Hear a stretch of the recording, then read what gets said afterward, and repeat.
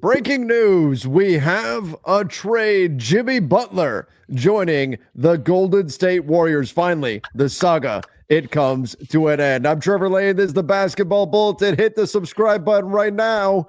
This is a big trade hitting the NBA. Joining me, Donnie Freeman. Donnie, what do you think? Jimmy Butler to the Warriors. Yes, I'm excited for the Jimmy Butler saga to come to a conclusion for now anyway. We'll see what happens in the offseason with the contract and all that. But super excited about that, and even more excited about Steph getting some help. Yeah, this right. could be kind of fun, man. I'm excited about that. I will say, a little bit let down that Wiggins was in this because I thought Wiggins was having a really good season. But I mean, maybe they're of the mind that if you are getting Jimmy Butler, none of that matters, man. And if you make it in the playoffs, playoff Jimmy's a thing, and we'll see what happens. And I think that's it, right? Where even trying to make the math work on the deal is really tough without having Wiggins in it. So this is a trade that we'll send, and there's, I'm sure, still details to come because some of the math is a little bit wonky on this right now when you try to put it together. But Jimmy Butler goes to the Golden State Warriors, and Andrew Wiggins, Dennis Schroeder, Kyle Anderson, and a protected first-round pick do land with the Miami Heat. So the Miami Heat get some important pieces here. Kyle Anderson does have 2 more years remaining on his deal. It's a pretty reasonable contract, though. And then Andrew Wiggins has a couple years remaining on his contract as well. So the Miami Heat actually taking back some salary here in this trade, but still, Dennis Schroeder, he's an expiring contract. The Warriors just got him. The reason why they did the trade when they did with the Nets was specifically so they could do this, so they could flip him at the trade deadline if they so desired and actually aggregate his $13 million expiring contract in a trade. Obviously, this has repercussions beyond just these two teams. The Phoenix Suns did not get Jimmy Butler. They were supposed to be very deep in discussions to move him at a number of different points or to try to get him. Kevin Durant could have been on the way out. Bradley Beal on the way out. Phoenix will now have to pivot and look elsewhere. Will be interesting to see what they do. But let's start with Golden State. Does Jimmy put them over the top? Does Jimmy get them where they want to go? Well, where they want to go is a championship, and no, I don't think that's the case. But I do think it makes them pretty competitive. I think there are some concerns, like I mentioned, with the contract thing. We'll see if more reporting comes out about that, and maybe that's a little bit different. Maybe Jimmy okayed this with something else in mind. I'm not really sure, but I do think that this makes them competitive and should keep them squarely in the playoff hunt. And that's a tough out, man. If you're up against Jimmy and Steph on any given night, especially if they were in the play-in or whatever, on a single game elimination or something like that, that's a really tough out, and I wouldn't want to be up against that team. So I don't think he puts them in that stratosphere to win a chip, though. I think that they need a few moves to kind of get there. And remember, I said the numbers were a little bit off. Here's how they're fixing that. The Detroit Pistons jumping in to absorb some salary to make the math work here. So Lindy Waters III, Josh Richardson. 3-team trades are the way of the new NBA, Donnie. This is what has to happen in order to get deals like these to get done. The backbone of the trade is still, of course, Jimmy to Golden State and Andrew Wiggins, Schroeder, Kyle Anderson heading to the Miami Heat. But yeah, I agree. I think Jimmy helps. Now you've got Jimmy, you've got Draymond, you've got Steph. They're all on the same timeline. They all know what the story is. They're all right now. This is right now probably the best version of each guy that we're going to see. They're not going to get better next year. This is their chance right now to try to win. And so I think they're going to be like-minded. Maybe you'll have to manage the personalities of Jimmy and Draymond a little bit. That will be the challenge for Steve Kerr. But Steph now has help. We've seen in games with the Warriors where there's games where it looks like it's Steph and nobody else can score the basketball. Now they've got Jimmy to help them do that. They did not give up Jonathan Kuminga in this deal, which was who Miami initially wanted when these talks first started. But they're able to hang on to him. They're young talent on the wing. They still have Jimmy there, and they get Steph and Draymond to combine. I think this is a really solid deal for the Warriors. This makes a lot of sense for them. It's a protected first-round pick. I'll be interested to see where those protections are, but this is the kind of move you have to make if you're Golden State and you've got Steph Curry where he's at in his career. Nice move, I think, for the Golden State Warriors, and this now gives them – they are much better today than they were yesterday, and that's what this deal is all about. Yeah, hopefully so. I want to see them get out there and see how this looks and all. But yeah, sometimes it looks like Steph is just running on fumes because so much of everything has to run through him, or had to anyway, prior to this trade. And I'd like to see how they look. Like I was saying, it is nice that they got to keep Kuminga as part of this as well. I Yes. do wonder about how things are going to go with them and him in terms of next season too, because the Warriors are going to have to make some decisions on him and Jimmy as well. So that could be a piece of this to maybe be concerned about later on. But for now, I really like it. Speaking of really I kind of like this also for Detroit and for Miami too. So for Miami, they're getting back players that I think could fit pretty seamlessly into what they do there. Dennis wasn't really good in Golden State at all. He was absolutely not what they thought they were getting, but I think he's going to fit really good in Miami. He kind of needed a rolling cut big, which the Warriors kind of didn't really have much of. They had, I guess, the closest to that would be like Trace Jackson. They didn't really have a lot of that. Right. So I think he's going to fit really good with Bam and Ware over there, and he's going to be also probably, honestly, maybe one of their first guards off the bench, if not the first guard off the bench. I like Wiggins as well. He seems like a plug and play type player that you can kind of put on that team and approximate kind of the production that you lost with Jimmy. But the reality is with Jimmy is that he was in and out of the lineup. He was sometimes kind of pouty. So they've kind of had to play up till now without him. So they're going to be adding another 17 point per game wing to their rotation. That's going to be nice. And I also like Anderson for whatever they can get out of him too. And then for Detroit, I kind of like this too because they're using that cap space here is what it looks like. Using right? that cap space. Using that cap space, that's right, that they had to use. I would imagine they're going to pick up some type of draft capital in this. But Donnie, we've got news. Oh, this just changed.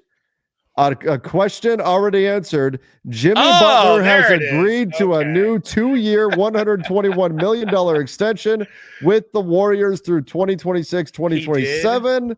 He is declining his player option for next year and signing the new 2-year deal. So this is the deal. Saying, that this is it. He should try to get that 1 or 2 year balloon payment. That's what I was saying all along. That's and he actually is going for that. That's smart.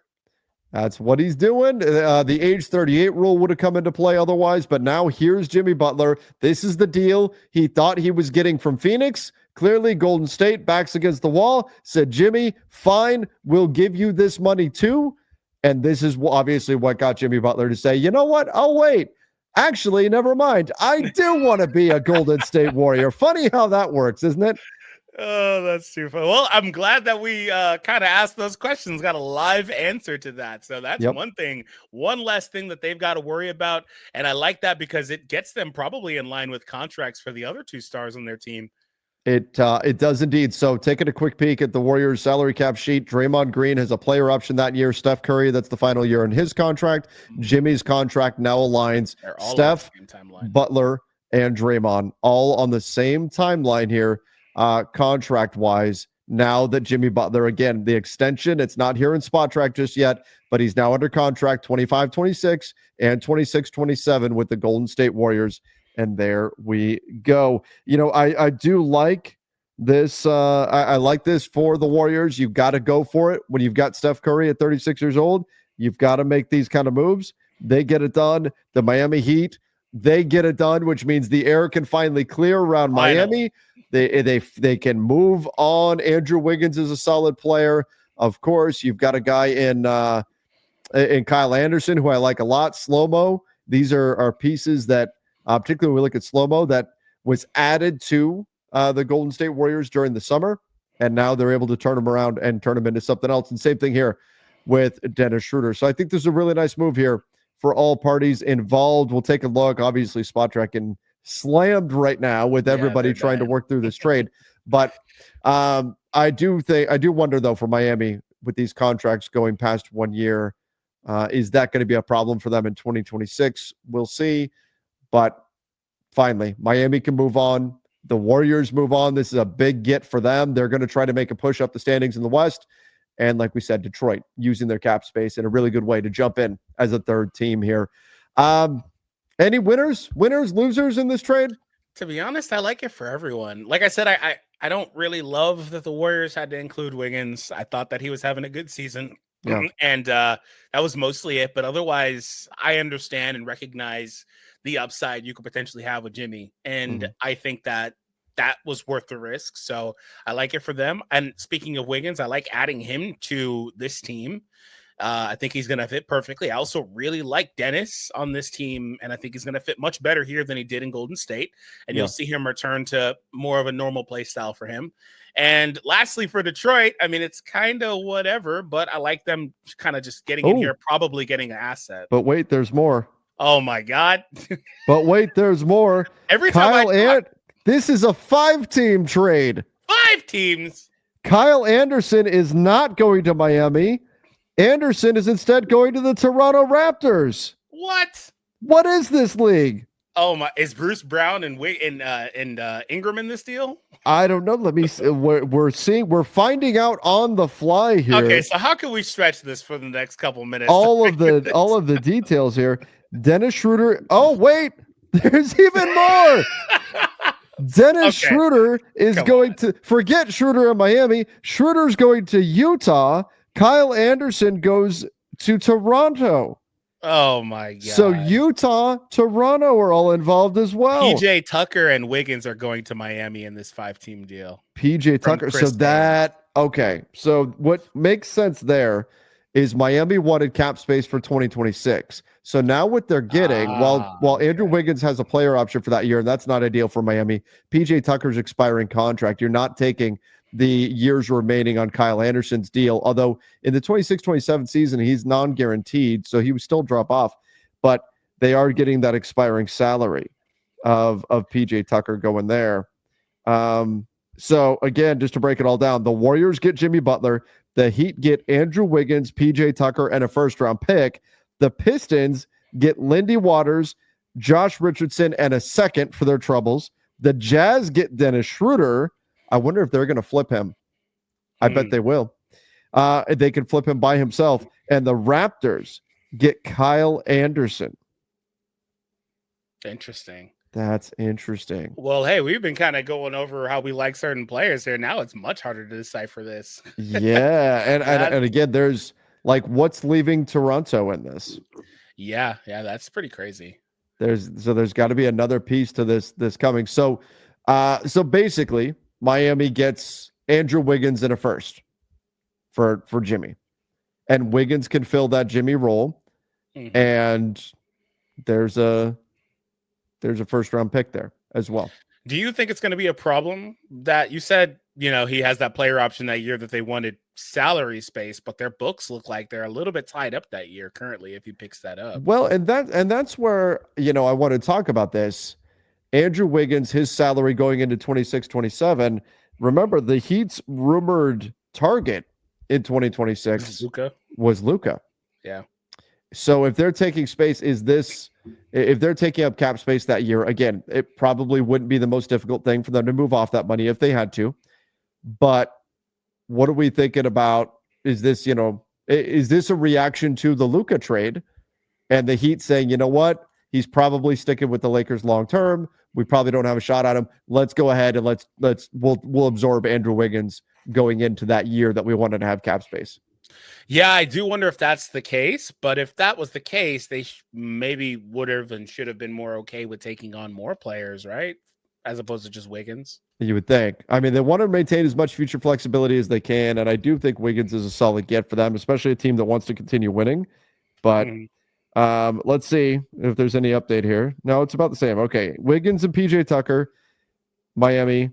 Warriors get Jimmy. Detroit gets Lindy Waters and Josh Richardson. Utah gets Schroeder. And then Toronto getting Kyle Anderson. Whew, a lot of movement. See, this is, Donnie, we've talked about the new CBA and how difficult it can be. It is difficult to make trades, but it also requires teams to be more creative. And now they've got to send all these pieces into a trade. They've got to get multiple teams into a trade in order to get things done. We've got an update here too. Chris Haynes, Golden State sending Miami a 2025 top 10 protected first. Next year, it's also top 10 protected. So for a Warriors team, this is a top 10 protected pick now going to Miami. As of right now, the Warriors pick would be 14th.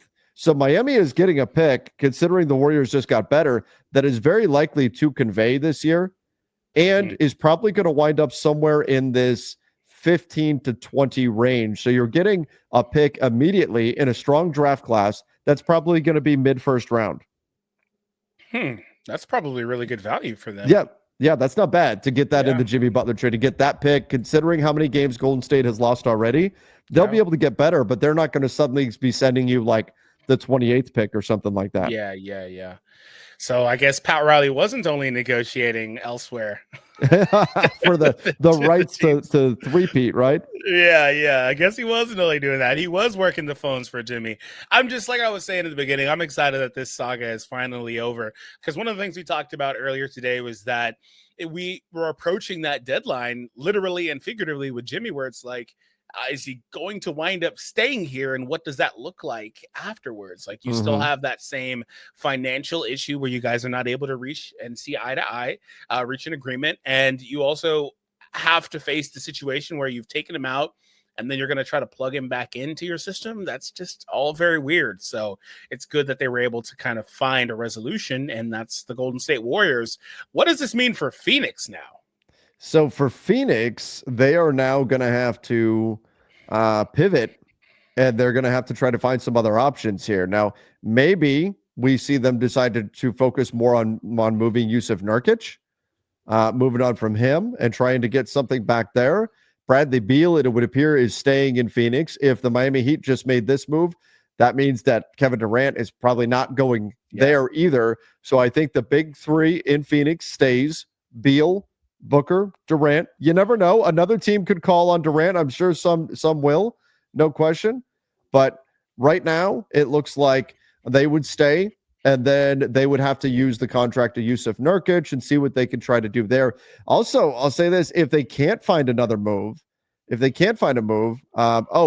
also should, when all of this settles, this is from Tim Bontemps, the Heat will be out of the luxury tax this season. So that's also an important get for the Miami Heat as well. That's a benefit from them in this deal. But the Suns turned their 2031 pick unprotected into 3 firsts. Now, those 3 firsts were not as high quality, but the assumption was they were going to use those to pay multiple other teams to get Jimmy Butler. And now they're not doing that.